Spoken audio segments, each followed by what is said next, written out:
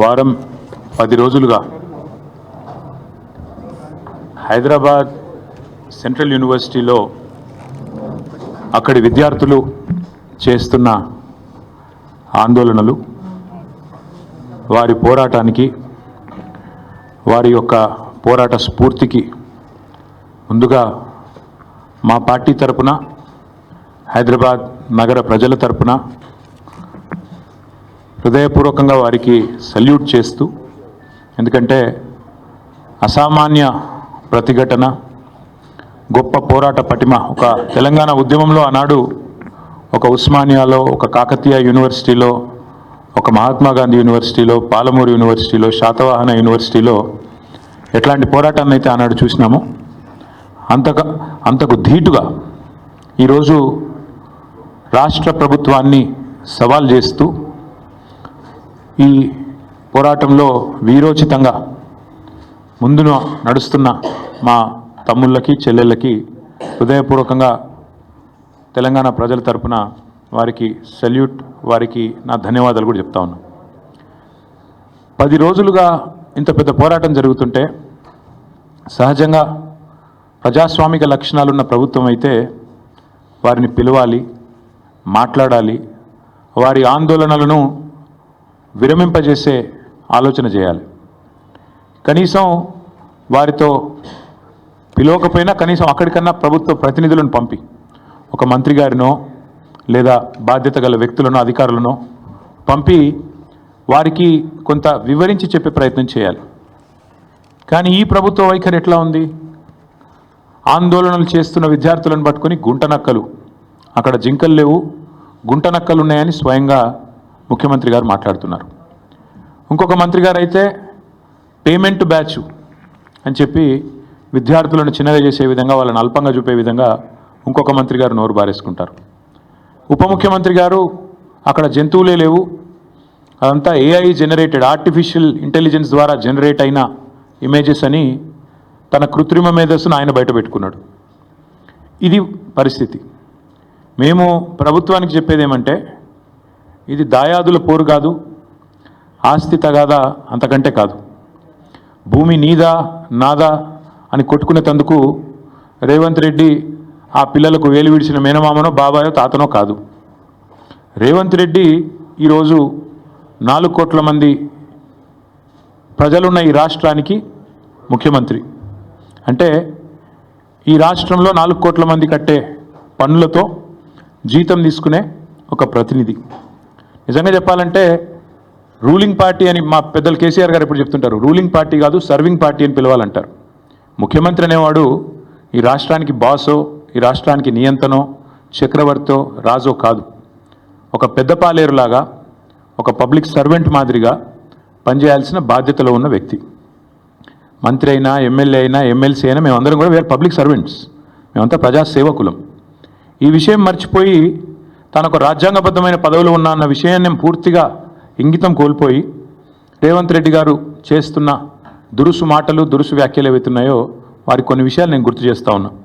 మనందరం కూడా public servants, we are all public servants including you. ఇదేం పటేల్ పట్వారి వ్యవస్థ కాదు, ఇది నియంతృత్వం కాదు. ఇక్కడ ఎవరు రాజులు లేరు, చక్రవర్తులు లేరు. నువ్వు ప్రజల చేత ఎన్నుకోబడ్డ ఒక ఎమ్మెల్యే మాత్రమే.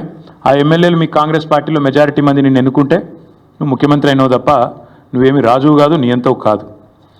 పేరుకేమో ప్రజాపాలన, కానీ చూస్తే మరి ఈరోజు ప్రజాస్వామిక స్ఫూర్తి అనేది కనీసం అణుమాత్రం కూడా మీరు చేసే ఒక్క పనులు కూడా కనబడతలేదు. ఎంత దుర్మార్గంగా మొత్తం దేశం మొత్తం చూస్తూ ఉంది.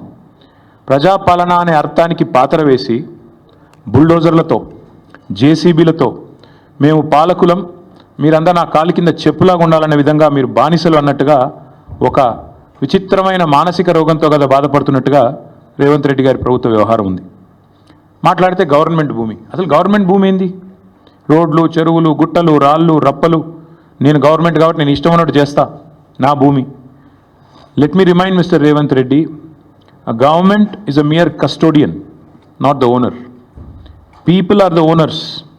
You are just a custodian. నువ్వు ధర్మకర్తవు మాత్రమే. ప్రజల సొమ్ముకు, ప్రభుత్వ భూమి అంటే ప్రజల సొమ్ము అది కాబట్టి ప్రజల సొమ్ముకు నువ్వు ధర్మకర్తవు మాత్రమే. You are a mere custodian for a very short time. నేనేదో రాజును, ఇది నాది రాజ్యం అన్నట్టుగా బిహేవ్ చేస్తే వారికి గుర్తు చేస్తా ఉన్నా, అది యూనివర్సిటీ భూమి, గవర్నమెంట్ భూమి అనే పంచాయతీ పక్కకు పెడితే నువ్వు your mere trustee and custodian అంతే. ధర్మకర్తవు తాత్కాలికంగా ఉన్నవాడు, దాన్ని కాపాడాల్సింది పోయి ఇష్టం వచ్చినట్టు పనిచేస్తాను, ఇష్టం వచ్చినట్టు వ్యవహారం చేస్తానంటే కుదరదు. రోజుకు 18 గంటలు పనిచేస్తా అని చెప్పుకుంటాడు ముఖ్యమంత్రి గారు. కనీసం ఒక 10 నిమిషాలు మనిషిలాగా పనిచేయి. ఒక రియల్ ఎస్టేట్ బ్రోకర్ లాగా 18 గంటలు కాదు 20 గంటలు పనిచేయచ్చు. ఒక 10 నిమిషాలు 15 నిమిషాలు ఒక మనిషిలాగా, ఒక తండ్రిలాగా, ఒక తాతలాగా భవిష్యత్ తరాల మీద సోయితో పనిచేయని చెప్పి నేను ముఖ్యమంత్రికి చెప్తున్నా. నేను అడుగుతున్నా, నిన్న మా జగదీష్ రెడ్డి గారు కూడా అడిగినారు, ప్రభుత్వ భూమి అని చెప్తున్నారు పెద్దలు. ప్రభుత్వ భూమి అయితే దొంగల్లాగా ఎందుకు పోతున్నారు? అందరికీ దొంగల్లాగా ఎందుకు పోతున్నారు? ప్రభుత్వ భూమిలోకి అర్ధరాత్రి పోయి దొంగల్లాగా జేసీబీలు పెట్టి దొడ్డిదారిన పోయి పిల్లలు ఆందోళన చేస్తుంటే వారితో మాట్లాడకుండా దొడ్డిదారుని ఎందుకు ఈ ప్రయోగాలు చేస్తున్నారు? నెంబర్ 1. నెంబర్ 2, మీరే కదా కోర్టుకు చెప్పారు, మార్చి 27-28 నాడు ఒక పబ్లిక్ ఇంట్రెస్ట్ లిటిగేషన్ ఒక ఎన్జిఓ వాటా ఫౌండేషన్ అని వారు ఫైల్ చేస్తే మీరే చెప్పారు కోర్టుకి 10 రోజులు సమయం ఇవ్వండి, మా జవాబు చెప్తాము, కోర్టులో మా కౌంటర్ ఫైల్ చేస్తాము అన్నారు. మరి ఆ 10 రోజులు ఏం పడిపోయిందని ఇవాళ బుల్డోజర్లు పంపి అర్ధరాత్రి అపరాత్రి లేకుండా ఉన్న చెట్లన్నీ కూలగొట్టి అక్కడున్న పశువులను చంపేసి అక్కడున్న పక్షులను గూళ్ళు చెదిరేటట్టు చేసి ఈ 10 రోజులు దొంగల్లాగా ఎందుకు వ్యవహారం చేస్తున్నారు? ప్రభుత్వ భూమి అన్నమాట నిజమే అయితే ఎందుకు ఈ దొంగ వ్యవహారం? ఎందుకు పగటిపూట పోవట్లేదు? ఎందుకు అర్ధరాత్రి దాడి చేస్తున్నారు? కోర్టు సెలవులు చూసుకొని శనివారం, ఆదివారం, ఉగాది, రంజాన్ ఇవి చూసుకొని వందల వాహనాలు అక్కడ పంపి బుల్డోజ్ చేస్తారా? ఇదేనా ఒక ప్రజాస్వామ్యంలో ఒక నీతివంతమైన పరిపాలన అందించే వాళ్ళు, ప్రజాపాలన అని చెప్పుకునే వాళ్ళు చేయాల్సింది? దొంగదారిన పోవడమే కాకుండా పనికి మాలిన మాటలు మాట్లాడతారా? గుంట నక్కలు అని మాట్లాడతారు. ఎవరు గుంట నక్కలు? వాళ్ళ పిల్లలు చెప్తున్నారు, అవును మేము నక్కలమే కానీ నీలాగా పందికొక్కు కాదని చెప్తున్నారు. ముఖ్యమంత్రి గారికి అన్ని మాటలు పడాల్సిన అవసరం ఉందా? పిల్లలతో పిలిచి మాట్లాడొచ్చు కదా. అరే ఇంత దారుణంగా, ఇంత అన్యాయంగా హైకోర్టు ఎన్నిసార్లు తిట్టిందండి? ఈ హైడ్రాతోని వీకెండ్స్ పని చేసుకుంటా, శనివారాలు ఆదివారాలు పని చేసుకుంటా, కోర్టు సెలవు దినాల నాడు హైడ్రాతో మీరు కొడుతున్నారు పేదల ఇండ్లు, ఇంకోసారి పిచ్చి చేస్తే హైడ్రాను రద్దు చేసి పారిస్తాను కూడా హైకోర్టు చెప్పలేదా? అయినా మీకు బుద్ధి రాదా నీ ప్రభుత్వానికి? బుల్డోజర్లు ఎందుకు పోతున్నాయి ఆదివారాలు శనివారాలు ప్రజల మీదకి? అంటే ఎన్నిసార్లు కోర్టు చెప్పినా, హైకోర్టు చెప్పినా, సుప్రీంకోర్టు చెప్పినా నీకు బుద్ధి రాదా? ఇంగితం రాదా నీ ప్రభుత్వానికి? అక్కడ పులులు లేవు, జింకలు లేవు అని పంచ్ డైలాగులు చెప్పడం ఏమింది నాకు అర్థం కాదు.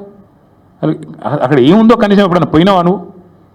పిల్లలు చెప్తున్నారు ఈరోజు, ఫుట్బాల్ ఆడడానికి వచ్చినాడు, భూముల మీద కన్నేసినాడు, ఇప్పుడు మమ్మల్ని ఫుట్బాల్ ఆడుతున్నాడు, మా భూములు గుంజుకుంటున్నాడు అని పిల్లలు చెప్తా ఉన్నారు.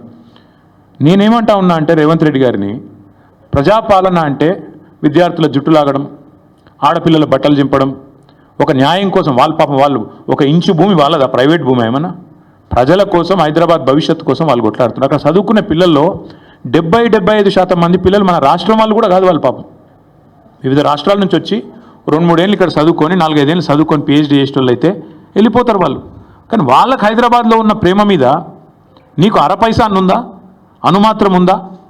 వాళ్ళు హైదరాబాద్ కోసం వాళ్ళు పోరాడుతుంటే, హైదరాబాద్ భవిష్యత్ తరాల కోసం వాళ్ళు కొట్లాడుతుంటే కనీసం నువ్వు ముఖ్యమంత్రివి, 4 కోట్ల మందికి ప్రతినిధివి అనే ఇంగితం నీకుందా? సిగ్గనిపిస్తలేదా? కనీసం డబ్బు కోసం ఇంత దిగజారాలా? ఇంత తప్పుడు పనులు చేయాలా? నేను జగదీష్ రెడ్డి గారు చెప్పారు, నేను మళ్ళీ చెప్తున్నా, 14,000 ఎకరాలు మేము హైదరాబాద్ ఫార్మాసిటీ కోసం సేకరించాం. మాకు కూడా ప్రతిఘటన ఎదురైంది, మాకు కూడా ఇబ్బందులు అయినాయి. ఒప్పించి మెప్పించి మొత్తానికి కోర్టు కూడా అన్ని సరైన వివరాలు సమర్పించి మేము ministry of environment forest clearance తెచ్చి అన్ని చేసి 14,000 ఎకరాలు హైదరాబాద్ ఫార్మాసిటీ అని చెప్పి ఒక గ్రీన్ ఫార్మాసిటీ కడతామని చెప్పి మేము సేకరించాం.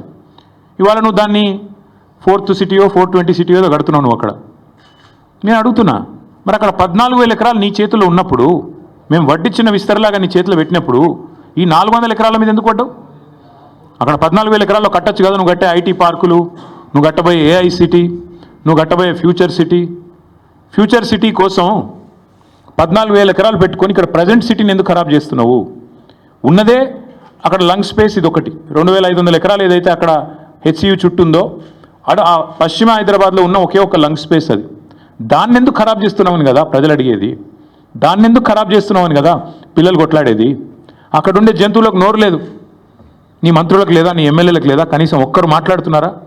ఒక్కరికన్నా కనీసం బాధ అనిపిస్తలేదా? నెమళ్ళు అరుస్తుంటే, ఆ పశువులు పక్షులు గోల చేస్తుంటే, మా గూడు జరగొట్టద్దని ఏడుస్తుంటే ఒక్కళ్ళకు కూడా మానవత్వం ఉన్నవాడికి దేశం మొత్తం వినబడుతుంది, కానీ మీకు వినబట్టలేదా? అందుకే నేను రేవంత్ రెడ్డి గారికి చెప్పేది, పిల్లలు అడుగుతున్నారు ఆడ ఏ యూనివర్సిటీ హే రియల్ ఎస్టేట్ నహి అని చెప్పి నినాదాలు ఇస్తున్నారు. ఇక మళ్ళీ దాని మీద ప్రెస్ మీట్లు, ఇష్టం వచ్చినట్టు తిట్లు, మేము అవన్నీ చెప్పడానికి నేను రాలేదు. నేను ఇవాళ సూటిగా స్పష్టంగా ఒకటే విషయం చెప్తా ఉన్నా, మళ్ళీ మమ్మల్ని ఎవరు కూడా తప్పు పట్టవద్దని చెప్పి కూడా కోరుతా ఉన్నా. మేము మా పార్టీలో కూడా పెద్దలు కేసీఆర్ గారు నిన్న మొన్న మా పార్టీ సమావేశాలు జరుగుతూ ఉన్నాయి జిల్లాల వారీగా. అక్కడ కొంతమంది ముఖ్యుల్ని కేసీఆర్ గారు పిలిపించారు. హైదరాబాద్ సంబంధించి, రంగారెడ్డి జిల్లా సంబంధించి, రాష్ట్రానికి సంబంధించి ముఖ్యులను పిలిచారు. పిలిచి మరి ఇట్లా పిల్లలు ఆందోళన చేస్తున్నారు, మనం ఏం చేద్దాం, ఏం స్టాండ్ తీసుకుంటే బాగుంటుంది అని చెప్పి పార్టీలో కూడా కేసీఆర్ గారు చర్చించారు. చర్చించిన తర్వాత మేమందరం ఒక నిర్ణయం తీసుకున్నాం. ఆ నిర్ణయాన్ని చెప్పడానికే ప్రత్యేకంగా ఈరోజు ఈ ప్రెస్ మీట్ పెట్టడం జరిగింది. మేము అనుకున్నది ఏంటి అంటే, హైదరాబాద్లో ఈరోజు కాదు, మీరు ఒక్కసారి మా ట్రాక్ రికార్డ్ చూస్తే కూడా మేమేదో కొత్తగా ఇవాళ పర్యావరణ ప్రేమికులు కాలేదు, కొత్తగా మేమేమి మాట్లాడడం లేదు. హైదరాబాద్కి మా ప్రభుత్వం ఉన్నప్పుడు మేము చేసిన ఎఫర్ట్స్ వల్ల ప్రపంచంలో ప్యారిస్, బొగోటా లాంటి నగరాలను తలదన్ని గ్రీన్ సిటీ అవార్డు కూడా 2022లో మన ప్రభుత్వం ఆనాడు హైదరాబాద్ సిటీకి సాధించి పెట్టింది. హరిత విప్లవాన్ని సృష్టించింది తెలంగాణ అని చెప్పి ఆనాడు జాతీయ అంతర్జాతీయ media green revolution mission Kakatiya అనండి, హరితహారం లాంటి కార్యక్రమం నుండి దానివల్ల అద్భుతాలు సృష్టించిన తెలంగాణ అని చెప్పి మరి ఆనాడు జాతీయ అంతర్జాతీయ సంస్థలు రాశాయి. ఇది మీ ప్రభుత్వ రిపోర్టే, మాది కాదు. 7.7% గ్రీన్ కవర్ పెరిగింది కేసీఆర్ గారి ప్రభుత్వంలో అని చెప్పి ఫారెస్ట్ సర్వే ఆఫ్ ఇండియా ఇచ్చిన రిపోర్టు మీ MCRHRD వెబ్సైట్లో ఉంది, ముఖ్యమంత్రి గారు కావాలంటే చూసుకోవచ్చు. 270 కోట్ల మొక్కలు నాటి హరిత విప్లవాన్ని సృష్టించిన ప్రభుత్వం మాది. హైదరాబాద్, కొరియాలో జరిగిన ఒక అంతర్జాతీయ ఈవెంట్లో ప్యారిస్ని, బొగోటాని, మెహికోని వీటన్నిటిని కాదని ఆనాడు అంతర్జాతీయ అవార్డు గెలుచుకున్న సందర్భంగా జాతీయ పత్రికల్లో వచ్చిన వార్తలు. జాతీయ స్థాయిలో forest survey of India Telangana ranks first in the nation in environment conservation forest cover. ఇది మా ట్రాక్ రికార్డ్, ఇది మేము సాధించిన విజయాలు.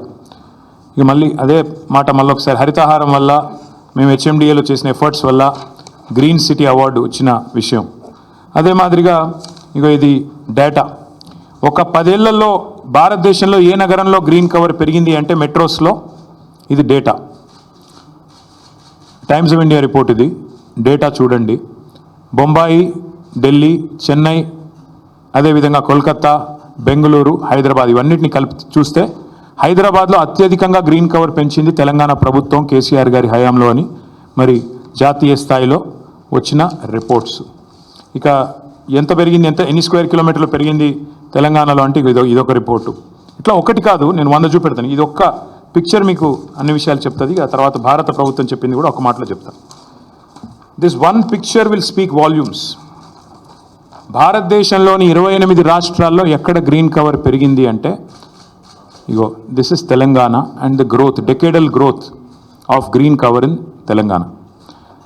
ఇది భారత ప్రభుత్వం పార్లమెంట్లో ఇచ్చిన రెస్పాన్స్. 2021 జూలై 23 నాడు భారతదేశంలో ఏ సంవత్సరంలో ఎంత పెరిగింది గ్రీన్ కవర్, ఎంత పెరిగింది అడవి అంటే ఇది భారత ప్రభుత్వం 2021లో ఇచ్చిన రిపోర్ట్. అత్యధికంగా తెలంగాణ రాష్ట్రంలో పెరిగింది అని పార్లమెంట్లో ఇచ్చిన సమాధానం.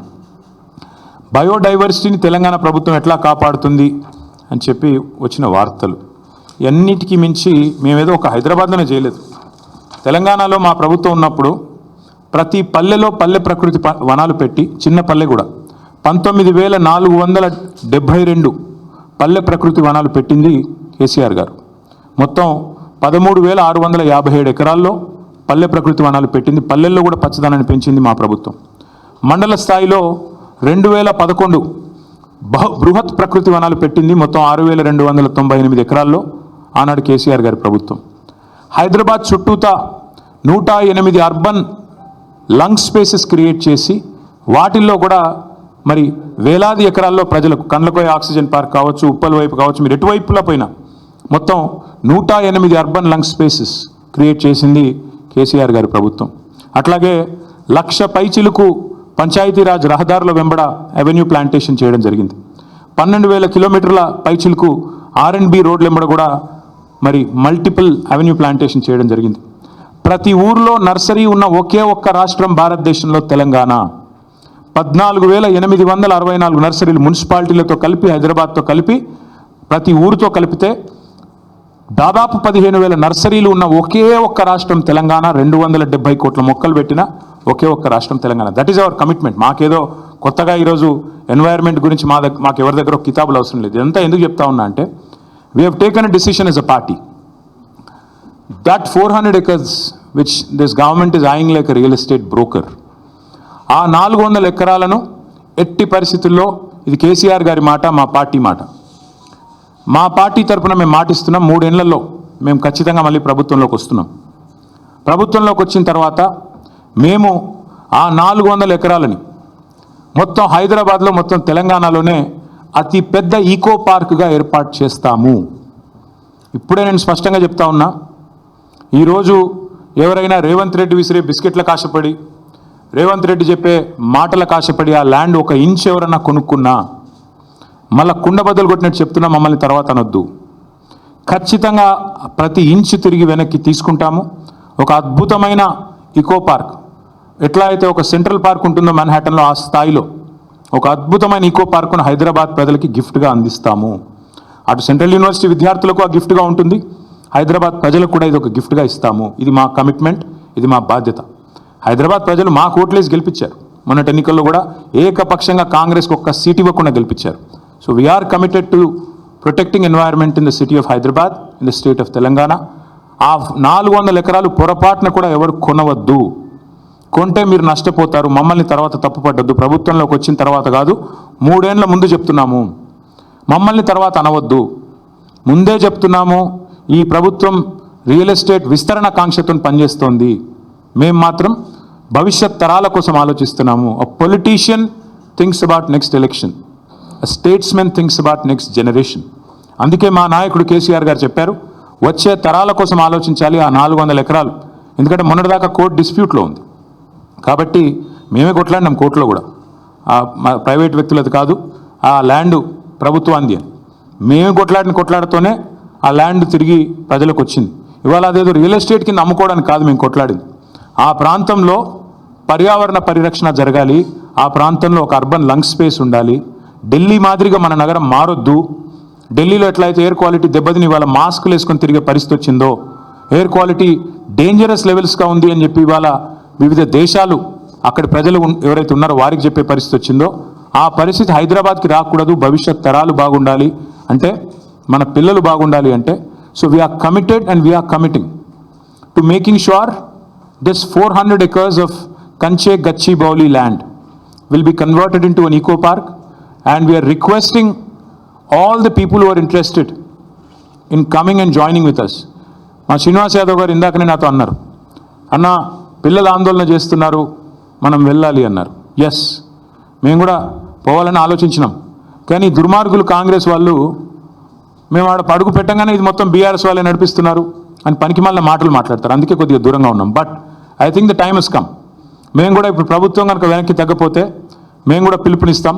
మొత్తం హైదరాబాద్ ప్రజలతో పాటు మా ప్రజాప్రతినిధులందరం కూడా we will March to HCU. వదిలిపెట్టం. ప్రభుత్వం వెనక్కి తగ్గాల్సిందే, తగ్గకపోతే వదిలిపెట్టం. ఎట్టి పరిస్థితుల్లో కూడా ఊరుకోం.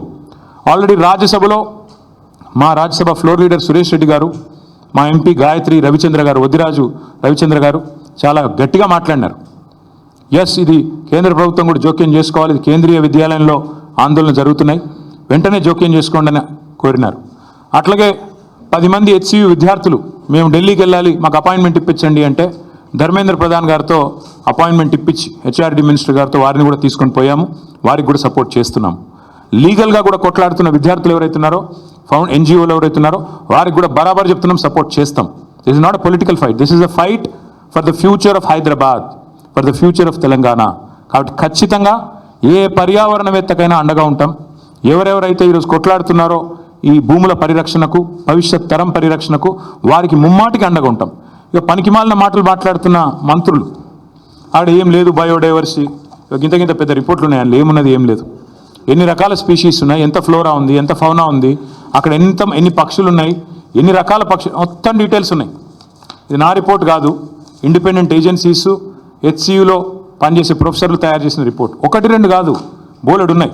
ఇక ఫోటోలు చూపెట్టాలంటే ఇవి AI జనరేటెడ్ ఇమేజ్లు కాదు. పాపం మంత్రులు కొంతమంది తెలిసి తెలియక ముఖ్యమంత్రి గారి ట్రాప్లో పడి ఏదో మాట్లాడుతున్నారు. మీ హెచ్సియు వెబ్సైట్లో ఉన్నాయి, కావాలంటే చూసుకోండి. హైదరాబాద్ సెంట్రల్ యూనివర్సిటీ వెబ్సైట్లోనే ఇవన్నీ కూడా ఉన్నాయి. చెరువులు, అక్కడ ఉండే తాబేళ్ళు, ఒకటి రెండు కాదు, అక్కడ ఉండే పశువులు, అక్కడ ఉండే పిట్టలు, పక్షులు, అక్కడ ఉండే చెరువులు, ఇక అక్కడికి పోయిన రేవంత్ రెడ్డి గారి బుల్డోజర్లు, అక్కడ ఎరేజ్ చేసిన, అక్కడ వీరు క్రియేట్ చేసిన అరాచకం. ఒకటి రెండు కాదు, చూడండి ఎట్లా ఒక యుద్ధానికి పోయేటప్పుడు ఎట్లయితే పోతారో అట్లా ఆ మిలిటరీ ట్యాంకర్లు వేసుకొని పోతారు చూడు, ఆ స్థాయిలో ఒక దొంగలాగా ప్రభుత్వం పోవాల్సిన అవసరం ఏంటి? అక్కడ ఉండే పశువుల్ని ఇంత స్థాయిలో ఒకటి రెండు కాదండి, అక్కడ ఉండేది వందలు. అక్కడ హెచ్సియులో నివసించే వారికి ఎవరికైనా తెలుసు, స్పాటెడ్ డియర్ అనేది క్యాంపస్లో ఫ్రీగా తిరుగుతూ కనబడుతూ ఉంటుంది. రాహుల్ గాంధీ గారిని కూడా చివరిగా అడుగుతా ఉన్నా, మీరేమో పెద్ద పెద్ద ఉపన్యాసాలు ఇస్తూ ఉంటారు, పెద్ద పెద్ద మాటలు చెప్తుంటారు, అదే పెద్ద పెద్ద ఉపన్యాసాలు, పెద్ద పెద్ద మాటలు చెప్తూ ఉంటారు రాహుల్ గాంధీ గారు. మీరు రాహుల్ గాంధీ గారు ఆనాడు రోహిత్ వేముల విషయంలో మీరు ఆనాడు ఆల్ ఇండియా కాంగ్రెస్ కమిటీ అధ్యక్షుడు, ఒక ఎంపీ, కేసీఆర్ గారి ప్రభుత్వం ఉన్నప్పుడు మీరు వస్తే మీకు ఎస్కార్ట్ పెట్టి, పోలీస్ ఎస్కార్ట్ పెట్టి మరి మిమ్మల్ని 2 సార్లు హైదరాబాద్ సెంట్రల్ యూనివర్సిటీలో నిరసనలో పాల్గొనే ఒక ప్రజాస్వామిక పరిస్థితి ఆనాడు కేసీఆర్ గారి ప్రభుత్వంలో ఉండే. మీరేం చేస్తుండండి ఇవాళ? మీ ప్రభుత్వం ఏం చేస్తుంది? ఇగో ఇది మీరు చేస్తుంది. ఆడపిల్లల జుట్లు గుంజు కొట్టుడు, వాళ్ళ బట్టలు జినిగేటట్టు కొట్టుడు, పిల్లల మీద లాఠీ చార్జులు. ఇది పిల్లల మీద లాఠీ చార్జ్ నిన్న. इदा मोहब्बत का दुकान। राहुल जी, मैं आपसे कहना चाहता हूं, ये मोहब्बत का दुकान नहीं है। आज तेलंगाना कांग्रेस गवर्नमेंट में नफरत का नया मकान बन गया। आप आइए HCU, आपने खुद कहा था जब भी आपको कोई आफत होगी, जब भी आपको कोई तकलीफ होगी, मुझे बुलाइए, मैं आ जाऊंगा। मेरा वादा है आपसे। राहुल जी, आप कहाँ पे? एक हाल ही में एक पिक्चर आई, लापता लेडीज। आज राहुल जी को लोग बोल रहे हैं कि लापता लीडर है। कहाँ है? पॉलिटिकल टूरिस्ट जो हैं राहुल जी, आइएगा एक बार। आप दर्शन देते रहते हो कभी का एक बार 1 साल में, आइए हैदराबाद सेंट्रल यूनिवर्सिटी, यहाँ की बच्चों के साथ बैठिए, बताइए उनको, समझाइए कि क्यों आपकी गवर्नमेंट कर रही है जो कर रही है, जो कारनामा, जो लाठीचार्ज कर रही है और जो बार बार बकवास कहा जाता है। मैं याद दिलाना चाहता हूँ एक और चीज़ भी, మీకు గుర్తుండాలి, ఇదే హైదరాబాద్లో టైమ్స్ ఆఫ్ ఇండియా వాళ్ళు క్యాంపెయిన్ రన్ చేశారు. ఆ మధ్యన మేము కేబీఆర్ పార్క్ చుట్టూ ఫ్లైఓవర్లు కడదామని స్టార్ట్ చేస్తే SRDP కింద క్యాంపెయిన్ స్టార్ట్ చేశారు, సేవ్ కేబీఆర్, ఒక 700 చెట్లు కొట్టేస్తున్నారు అని. మేము ప్రజాస్వామిక లక్షణాలు ఉన్న ప్రభుత్వం కాబట్టి విరమించుకున్నాం. అక్కడ కేబీఆర్ వాకర్స్ అందరూ నిరసన చెప్తుంటే వి విడ్రూ. ప్రభుత్వం ఒక నిర్ణయం తీసుకున్న, టెండర్లు కూడా పిలిచాం, టెండర్లు ఫైనల్ అయినాయి, అగ్రిమెంట్ అయింది, 6 ప్యాకేజీలు. కానీ ప్రజలు ఎప్పుడైతే నిరసన చెప్పారో మేము వెనుకకు తగ్గాం. కరెక్ట్ కాదు, వాళ్ళని కాదని, మనం వాళ్ళ కోసమే చేస్తున్నాం, మనకి ఎందుకు అని మనం నగర మంత్రులు, నగర ఎమ్మెల్యేలు అందరం కూడా పోయి సార్ని అడిగితే వద్దు, ఆపేయండి అన్నారు కేసీఆర్ గారు. That is commitment. ప్రజాస్వామిక లక్షణం ఉన్నవాడైతే ఆ పని చేస్తాడు. ప్రజలు ఎప్పుడైనా ఏదైనా చెప్తే వింటాడు. కానీ నేను నీ అంతను, నా అంత గొప్పవాడు ఎవడు లేడు అనుకుంటే రేవంత్ రెడ్డిలాగా ఉంటుంది. ఇది రేవంత్ రెడ్డి గారు అక్కడేం లేవంటారు. ఇక అక్కడ జింకలు పట్టుకొని నెహ్రూ జూలాజికల్ పార్క్లో పెట్టినారు. నాది కాదు, నెహ్రూ జూలాజికల్ పార్క్ రిపోర్ట్ ఇది. ఇది నెహ్రూ జూలాజికల్ పార్క్ రిపోర్టు. అందులో స్పష్టంగా ఉంది, HCUలో జింకలు దొరికితే దాన్ని తీసుకుపోయి ఎక్కడ పెట్టారు? జూ పార్క్లో పెట్టినారు. మరి ముఖ్యమంత్రికి జింకలు కనబడతలేవట, గుంట నక్కలు కనబడుతున్నాయట. దేశం అంతా కోడై కూర్చుంటే కూడా ముఖ్యమంత్రి గారికి అర్థం కావట్లేదు. Once again I repeat, this press meet is to express our commitment to the people of Hyderabad that this 400 acres of land in Kanche Gachibowli, as soon as we come back into office in a matter of couple of years, we will make this the largest eco park which will be accessible to the citizens and also to the students of Hyderabad Central University. We'll preserve biodiversity, we'll make sure that this will become a top notch, a model eco park in the entire country, and our track record speaks for itself. We are a government, BRS government, which had ensured that the highest green cover growth in the entire country happened in a decade during our tenure. So that's our commitment to environment, and that's our commitment to the cause. And I appeal once again to the real estate companies which are eyeing this land. Please don't find fault with us later. We are saying it clearly ahead of time. Please do not participate in the auction. That land belongs to the future of Hyderabad. please do not buy an inch. If you are going to invest money, you will be losing it. And please do not blame us. Please do not, say that there is a policy change later. We are extremely clear, and this is the commitment of Honorable KCR Garu, who is basically the founding father of Telangana in a way. So it's his commitment, it's his word, it's our party's policy decision. Thank you.